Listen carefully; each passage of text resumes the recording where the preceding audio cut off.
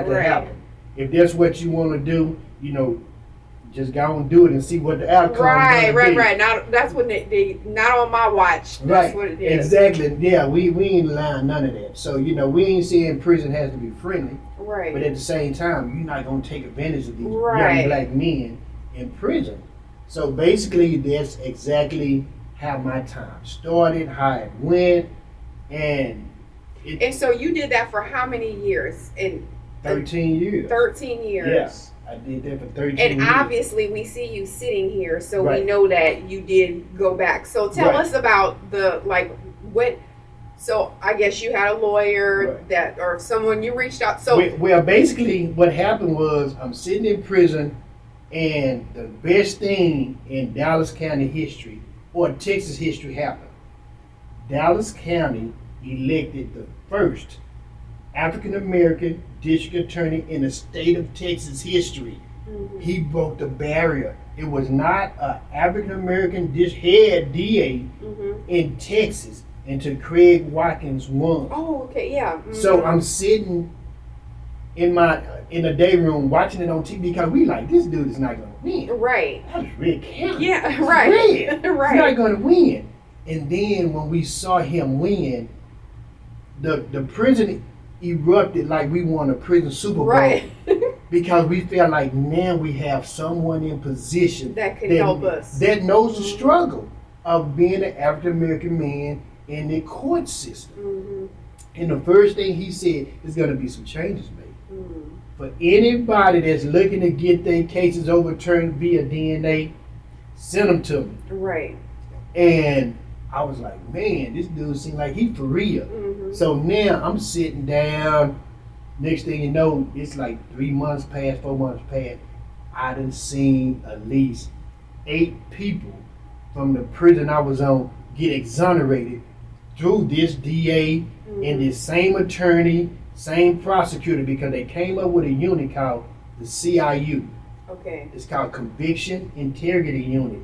They only work on wrongful conviction cases. Mm-hmm. But at the time, they didn't do non-DNA cases because my case was a non-DNA case. Mm-hmm. My case was the first non-DNA case to ever get exonerated. And what year was this, whenever you started with this, from the time when you did reach out to them, what year were you, or how long had you served? Well, I didn't even reach out to him. Okay. What had happened was he ran across the case. Oh, okay. And my co-defendant, Claude, wrote the DA office. Mm. And they weren't really paying attention to it. And Claude got capital murder too. Okay. So when I actually thought that I may get a chance, Lonzo Hardy was incarcerated with my brother. Mm. Lonzo Hardy didn't know this guy was my brother. My brother worked in the officer's barbershop. We had a prison barbershop.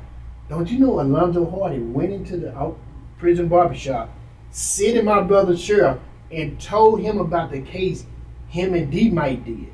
He said, hey man, me and my friend robbed and killed a Hispanic drug dealer, and there's 2 guys in prison for their case. My brother was like, what? Hold up. He was like, wait a minute. He was like, that sounds something like my little brother case. Right. He said, so tell me the guy that's locked up for you. He said, oh man, I know everything about it. His name is Christopher Scott. He got 2 kids. He got 2 boys. He drive a Forest Green and Gold Lexus. His girlfriend named Brenda Simmons. He worked at the local grocery store, Tom Thumb, as a produce supervisor. My brother said, look, that's my little brother. He was like, nah. He was like, yeah, my little brother. Right, you about to get it. Yeah, he said, what I'm going to do, you got to come to the rec yard. I'm going to show you a picture of my little brother, and you'll see that I'm telling the truth. Mm-hmm. And he went to the rec yard. My brother showed him a picture. He was like, yeah, that's Christopher Scott, who's in prison for the crime I committed. So my brother was like, you already know what you got to do. Mm-hmm. But every day you in prison going to be a living hell for you. Make your choice. Right. He said, man, I've been wanting to do it, but I really want to do it now. We sent it to our DA, which was a white racist DA. He had been our DA for 37 years, Henry Wade. That man looked at that affidavit and told me, don't ever write this office again because this case is closed, it's over. We would never exonerate anybody without any DNA. Because at that time, if it wasn't about DNA, it wasn't about anything. Right. They wasn't trying to hear it. So when it came back to me, the letter, and when I read it, I wasn't even mad about it because I was like, look, cops testified in my behalf, and they didn't believe him. So what makes you think they're going to believe a dolphin? Right. So make it make sense. So I wasn't even too mad about it because I knew what the outcome was actually going to be. But when Craig Watkins got elected, and now I'm seeing my next door neighbor. Y'all living right next door to me. You got a little hope. Exactly. I heard you say that on a documentary. Right. You have to have hope. For sure, you have to have hope. So when you seeing these same people exonerating all of these men, you thinking, maybe my chance, maybe I have a chance. Right. But every innocent project telling you, we can't do nothing for you because there's no DNA in it. So now I'm like, well, what can a guy with no DNA do? They say it's two things: new discovered evidence, or somebody has to come forward and confess. But Alonzo confessed 7 years ago. Right. And nothing happened, and I'm still in prison. And next thing you know, Craig Watkins walks my case to the University of Texas at Arlington, UTA, undergraduate class. Gave my case to an undergraduate student, and she helped me get out of prison. She was an 11th grader at UTA, University of Texas at Arlington. And the crazy part about it, she came to see me.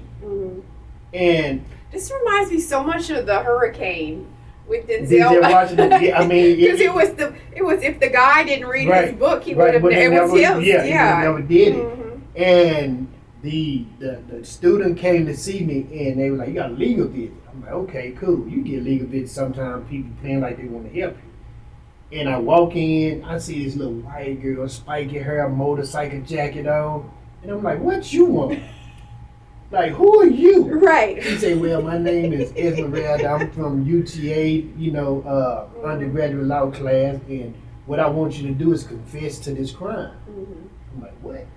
Confess to what? And she said, like, Claude Simmons has been locked up for 13 years. And we know he didn't do it. We just need you to do the right thing. Right. And I'm like, the right thing for me to do is this. You leave the same way you came. Because I'm not going to confess to a crime that I did not commit. Right. So just leave the same way you came, no worries. And we got up and we was finna walk out. But the doors was locked. And I was like, man, I'm beating on the door, she beating on the door, nobody came. It was all in God's plan. Right. You know what I mean? It was all in his plan. And eventually we just stood there and looked at each other like me and you looking at each other. Like we ready to have a duel off in the Western days. And she walked back up to me and she said, Mr. Scott, let's have another conversation. I'm like, nah, I don't want to talk to you. Go and leave. Right. And she was like, nah, I want to really have a conversation with you. I'm like, I don't want to talk to you. Leave. And then, she got me. She had this puppy dog face on, and she like, please talk to me again. And I told her, I said, I will talk to you. But the only thing you cannot do is ask me to confess to a crime I didn't commit. Right. It's not going to happen. Right. And I'm going to tell you the real story. Right, exactly. And she said, well, talk to me and tell me about the night this murder's supposed to happen. We sit there for about 2.5, 3 hours. And when I left, I was like, maybe it's a chance that somebody actually is going to listen to the cries I've cried out for so many years. Right. You didn't see the tears. I was crying on the inside. But I felt like God said, I'm not going to let you go until I know your heart is ready. So he knew my heart was ready, that I wanted to do what I was doing, because I started asking guys in prison, what can we do to help the criminal justice systems to stop allowing them to do African American men and women this way in the court building? They're like, man, we got to go to Austin. We got to lobby. We got to become lobbyists and go down there and testify for laws and bills to be passed. So I'm talking about that, and I'm like, okay, well, the first person they get out, go make that happen. And guess what? I was one of the first persons. So how did she help you? Like I know you said, so you guys talked for a few hours. She was helping Claude. She was doing this. So she went to talked to, Alonzo Hardy in jail. He told her that he would come back and take a polygraph test. He would do a deposition in front of the DA in the CIU. She went and talked to my family. She went and talked to Claude's family. She put everything together. She was like that doing that leg work that we needed because we really didn't have nobody. And y'all were locked up. Exactly. You didn't have access. Exactly. We didn't have access. So she was like, I'm going to make sure all of this happened. And time went by. I hadn't heard anything. And then my mom at the time, may she rest in peace, she had never came to see me. And one day I get a visit. And when I walk in, I see my mom. And she has this look on her face. And I'm like, what you doing down here? She was like, well, I just wanted to come see my baby. And I'm like, okay. She said, well, here's the deal. And she was like, this is going to be the last time I see my baby in a white uniform. And I'm like, what you mean? So now coming from a mom, you feel like I can take that to heart. You know what I mean? So my brother was there. And she couldn't stand it no more. She had to get up and walk out because she started crying and stuff. So I couldn't cry because I'm like, you can't punk out. You can't. You have survived 13 years. You can't punk out today, right? So I'm like, man, I'm overjoyed, but I'm still not convinced, that it's gonna happen. Yeah, because it's like how many times it's dangling the carrot in front of the donkey. So my brother was like, man, this is what they was telling us. Like, you get a certain amount of money, you get annuity, you get all this kind of stuff once you get out. I said, man, I'm not even worried about that. Right. Just get me on the other side. And I'm going to be okay. Right. And it's crazy. Like, I'm sitting in my cell about maybe 2 weeks later, 3 weeks later, and I get a letter from the DA office. Now, I'm like, whatever's inside of this letter has my life in it. And I was scared to open it. But this guard that knew me was like, Scott, what's wrong? And I'm like, man, this letter got my life. Right, and them letters look official. Right, exactly. You got some little gold letters on it and stuff. It got script and stuff. It got the DA stamp on it and everything. And I'm like, oh my God, what's happening? So the officer say, look, just stand over there. I'm going to give you a minute. Open your letter because you need to open it if that's what you're saying is in it. I'm like, no, this was in here. And I had always prayed, like when I first seen somebody get exonerated, this same white attorney, female, Michelle Moore, was getting everybody exonerated. And I told myself, man, if I can get this attorney, I believe I probably and she business too. I talked to her. You could tell she about the business. and I was like, I'll get out of prison if I get her. And when I opened up that letter and it said, hey, we have a reason to believe that you was telling the truth, and we have assigned this attorney. And I looked and seen that name. I almost wanted to take out running. Right. So I'm like, if I take out running, they're gonna tackle me like I'm playing football. Right. So I was like, just calm down. So when I got to my cell block, the officer that knows me, he called down and like, hey, let this inmate in his house. And when I got inside of my cell, I let out the loudest yell that I thought I could let out because I was like, man, it may be happening. I may be going free. But the thing that I had to do, if I would have did it 13 years ago, I wouldn't be in this position. They told me, the only way you're going to get out of prison, you got to pass a polygraph test. I'm like, dude, I asked for this polygraph test 13 years ago. Right. So why all of a sudden? He says, since it's no DNA in your case, and the guy came forward to confess to the crime, we need that DNA, we need that polygraph test to go inside with what he said. And if that happened, you're a free man. When I read that letter, maybe 2 weeks later, they was bringing me back to Dallas County to take my polygraph test. And if I tell you, you see the movie The Green Mile? Yes. So I got to go talk to University of Texas, UTA, all of these people, because my co-defendant, Claude, University of Texas got him out. Okay. University of UTA and Michelle got me out. See, me and Claude had different attorneys, and different schools got us out. And they have me shackled. And you know, the people in the jailhouse, I had been there for like a few weeks, and they was like, "Why y'all got him shackled like this? This dude don't look like no killer, like." Right. And they were like, "Well, looks can be deceiving." Mm-hmm. So this day the polygraph test don't happen, but I do the deposition. And when I went and we talked about the deposition, the guy that runs the CIU was the prosecutor, Mike Ware. He said, "I need you to answer these questions." I answered them, and he was like, "You know, we believe you, Mm-hmm. but there's other steps you have to take." Right. So I get back to my taint. Maybe 2 days later, the DA came to see me. He came down to my cell block, Mm-hmm. and he said, "Look, I want to ask you a question." Mm-hmm. He said, "Because if I let a guilty man go, Mm-hmm. everything I built and established is for nothing." Right.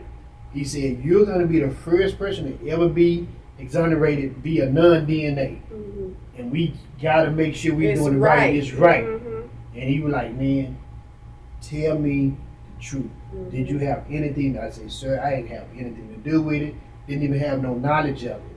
I drove into a crime scene and I didn't even know it was a crime scene. Right. And I went to jail for capital murder for 13 years." He said, "You know what? I believe you." He said, "In a few days, you're going to take your polygraph test. And that's all up to you. It ain't up to nobody else but you." Mm-hmm. That whole night, I stood up, I stayed up, I was praying, but I was like, God know the truth. God know I didn't do it. Right. So he going to guide me. He going to make the words come out of my mouth Right. that I need to come out of my mouth. And that's exactly what, polygraph took me like 6.5 hours to do. It's a beat down. That's a long It's time. that's what they want to do. Right. They want you to, Just yeah. like yeah. or like Menace to Society when they just ask the same question You know you over. don't, you know you don't, yeah, Yeah, you know yeah, you yeah, yeah. messed up, So don't you? 11 a.m. Yeah, Oh, okay. yeah, So yeah. 2 a.m. Right. Yeah, yeah. 2 a.m. Yeah. Now you know you done messed up. Right, now. right. So it was crazy. And once we did the polygraph test, I was so nervous. So the man stopped it. He was like, "Look, I need you to calm down." Mm-hmm. He said, "Because a lot is riding on you, Mr. Scott." Right. He said, "If you get out with non-DNA, you're going to set a precedent for other men and women that's in prison." And he told me that. I said, "Well, let's do it." Calm down, did it. And it's crazy to see him over there marking your polygraph test. And you wondering like, man. I know that's the part that because I've seen it done, Right. and they circle this, Yeah, and they circle, and it's like yeah. then the person's like, "Wait, am I okay? So Yeah. was that a lie? Was Right, it not?" right, exactly. Now you start thinking, "Did I lie or did I not?" Yeah, so I was like, oh my God, he over there marking. And I used the same guy to do my polygraph tests. Yeah, and Jim Holder. And he walked out the room, and I was like, oh my God. I'm nervous, I'm shaking.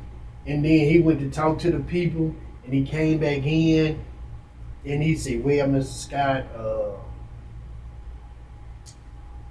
and he just paused. I'm like, what's going on? He Right. was like, "I concur, police chief concur, the head of polygraph department concur, and the DA concur that you was telling the truth."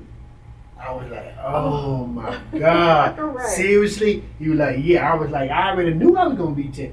And he told me, he said, "Look, to be real with you," he said, "having nobody that I ever tested scored as high as you did." He said, "Dude, I was giving you 13s and 14s, and my bosses was giving you 16s and 17s. He said, that's unheard of." He said, "Dude, you ain't have nothing to do with this." No, not. He said, "Man, I'm sorry it happened to you, but now you're gonna have you're gonna have a better life now. Right. When you get out, just get your life started over again and make sure you do the right thing and don't get in trouble." So did you have another trial after all No, of that? Okay, no. so all right, so he just gave them the papers. Yeah, Okay, because I couldn't tell from the documentary because Right. I saw you came in the courtroom Right. and everybody, your Yeah, mom and yeah, everybody was yeah, clapping. So you went from the polygraph to how did you get to that So point? the polygraph test is like, once you do the deposition, they set the polygraph test up. And once you set the polygraph test up, you got to go back to jail. And it's crazy. Oh, that's got to be the. Oh, that was the hurt. That was the hardest thing because I'm innocent. Right. But I know I got to go to jail to get booked out. Right. You know what I mean? And but it's still, it's like you just want to be like, I don't even want to. Just let me go home from here. Right. So it was crazy. Every cop that night that was at the crime scene was at my polygraph test. And my attorney was saying they wanted to see you fail.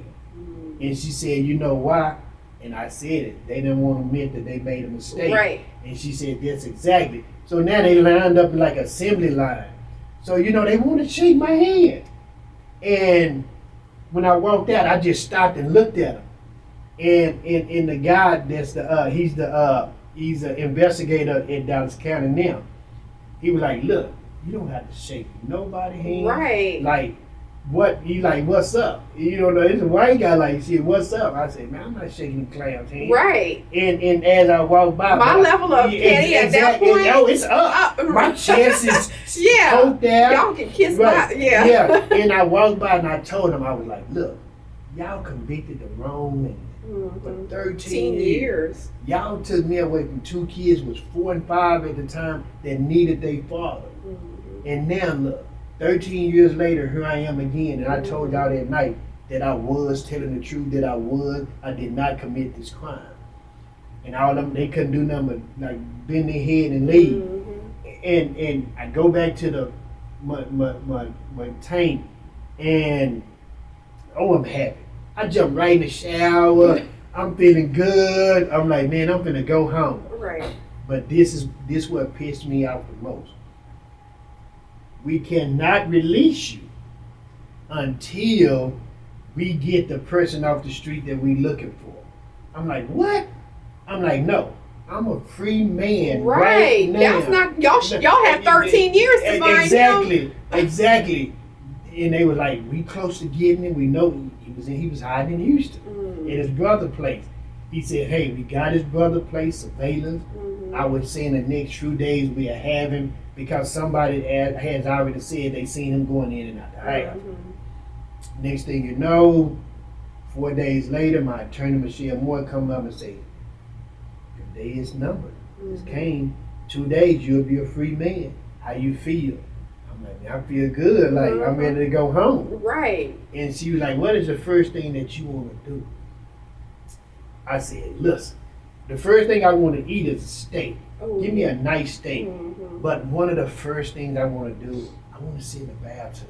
I want a bubble bath. Right. I done showered for 13 years. I was thinking you were going to say a bath or go swimming or a massage or something relaxing where you could just relax. Oh, man. Not worry about somebody coming in. Yeah. I was like, man, I want to take a bath. I want to do some bubble baths. And I just want to sit back and relax.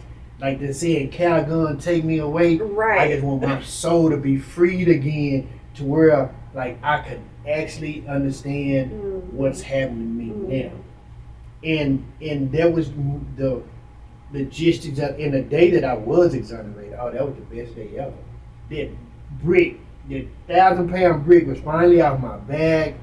You see me when I walked into the courtroom. I saw the clip. And the first thing I wanted to do was hug my mom. And that's exactly what I did. And the lady that actually identified me was there. The lady's husband. She was there. The lady was there, and cops was surrounding this woman like she was the gold at Fort Knox or something. She had about 20 officers around her. And I'm like, are y'all still protecting this woman knowing that this was a drug dealer woman? Right. This woman was not innocent. Right. But at court, the prosecutor pointed, said that it made her and her husband look like they were Michelle and Barack Obama. Oh, this was their summer home. This was a dope house. Right. This was a crack trap house. Right. It was a dope deal that went south. Exactly. And you telling me this is a summer home, but their regular home was at a Howard Johnson motel. And I'm like, what does that make sense? So as I'm getting ready to leave, she stands up. I walk over there too. I was like, look. I forgive you. I said, nah, I ain't telling you. Oh, that. okay. I ain't telling I thought you was going to say something inspirational. I try to be the bigger person. I told her, like, look, We all make mistakes. We all understand what we need to do to correct our mistake. But if you ever be put in this position again, do not let police officers make your decision for you. Make your decision for yourself. If you're not 100% sure this person didn't commit this crime against you, don't say he did, because they take it and run with it. That's what I'm going to leave you with today. And I walked out, and that was the end of that.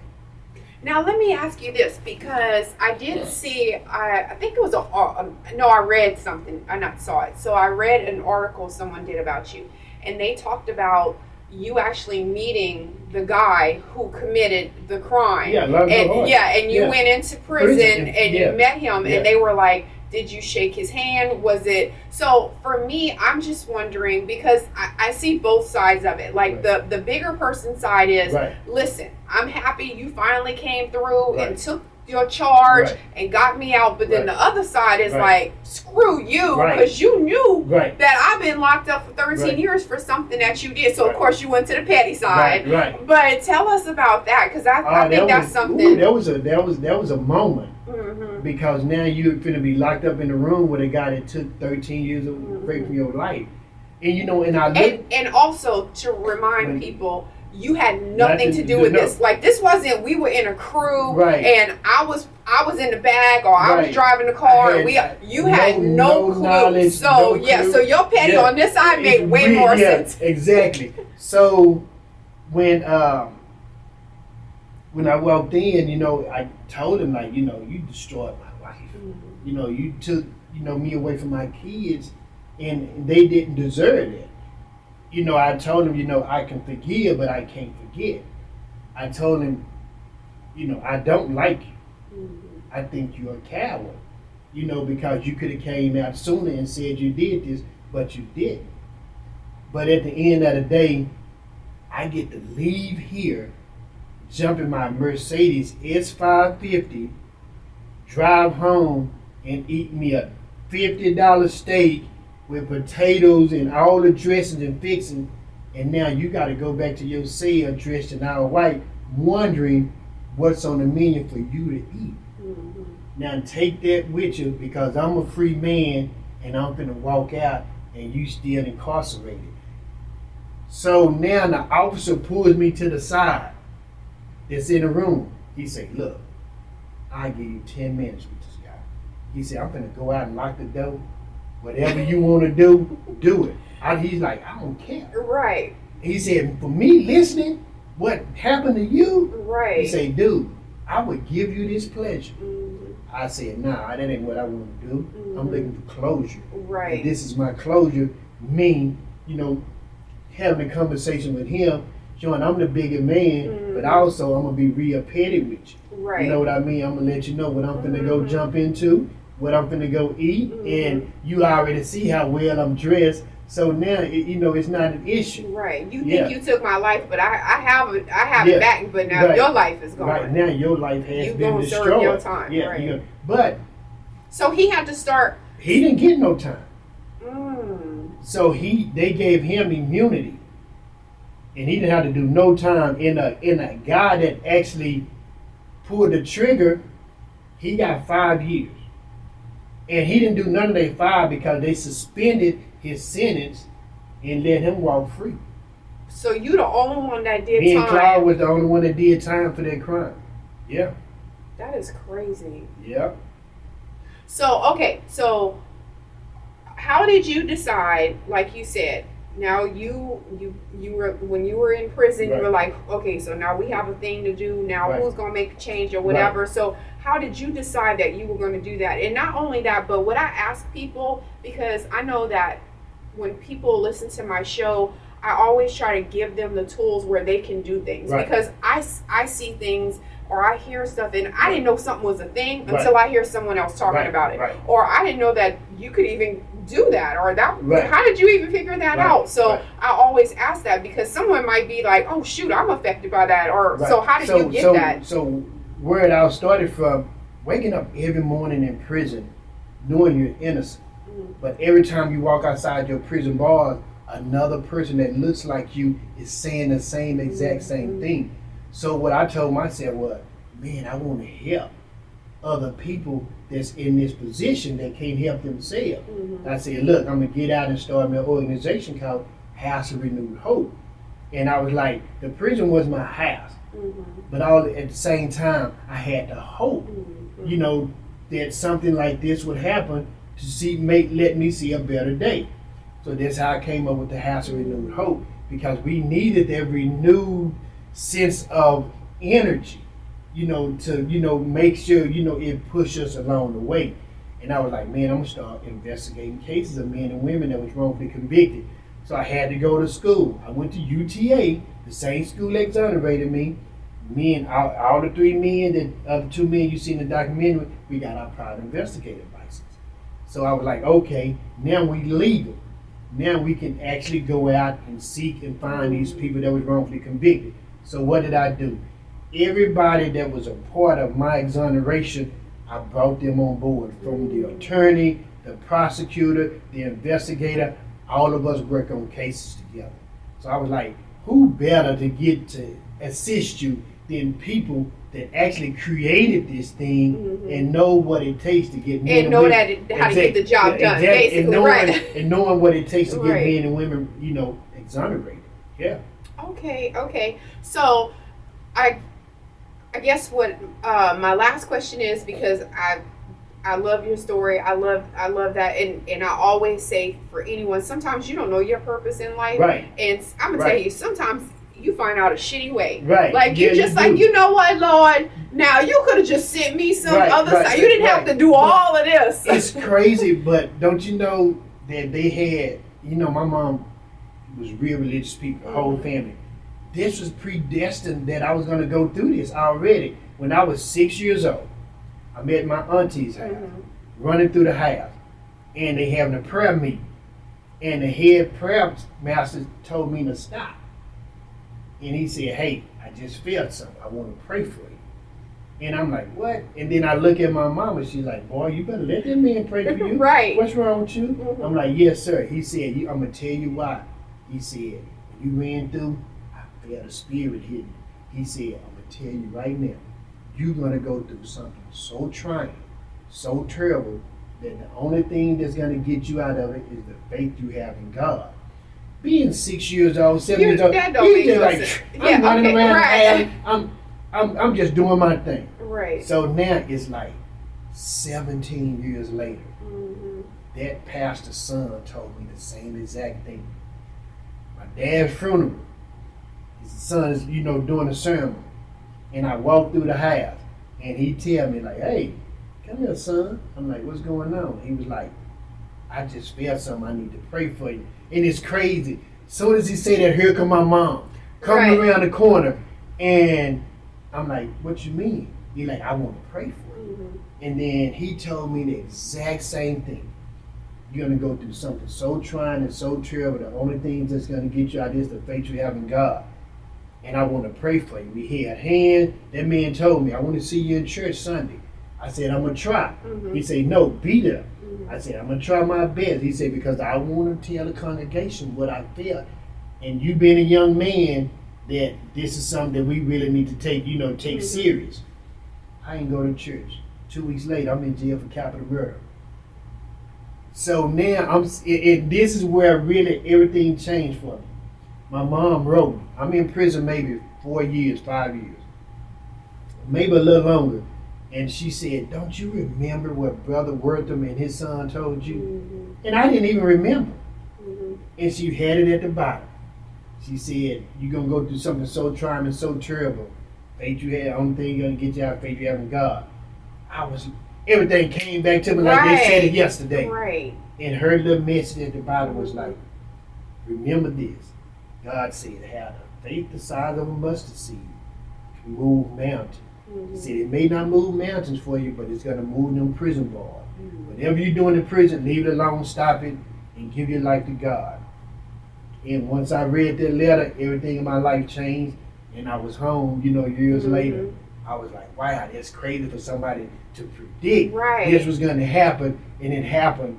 But that's why I say God only let me out and let me, let me go when he found out my heart was in the right place. And he knew I really wanted to help people that was in this position. The change that we needed. Yeah.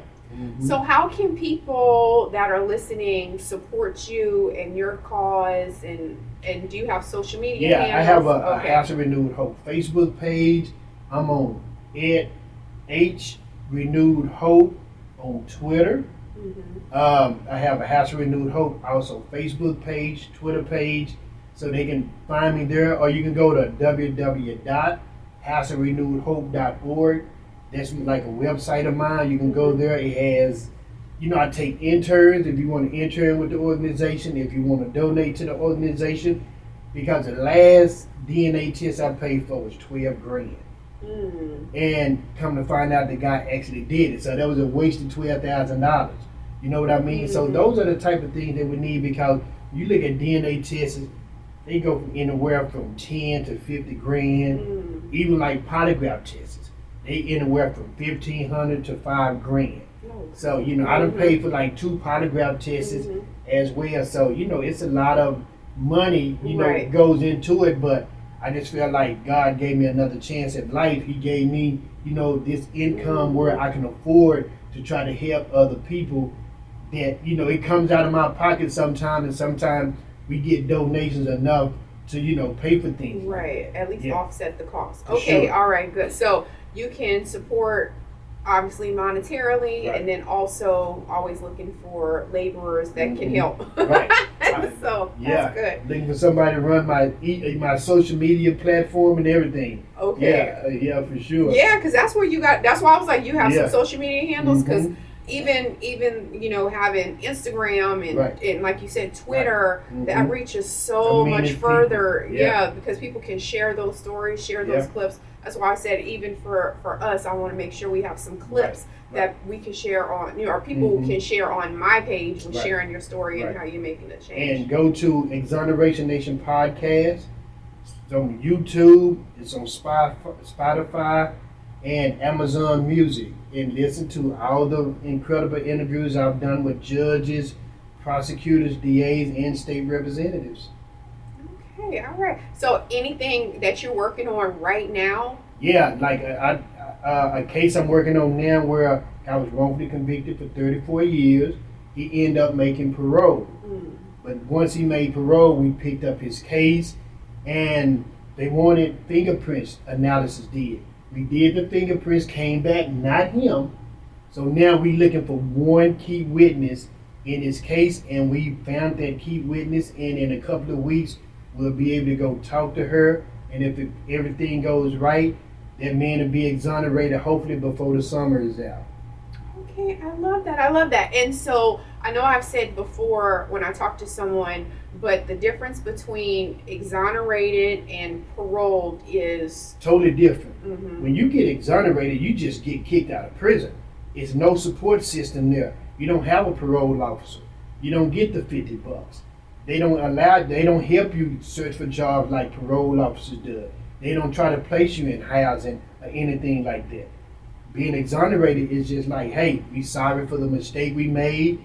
Go out and fend for yourself until we find out you're actually innocent. Or we can try to get you compensated.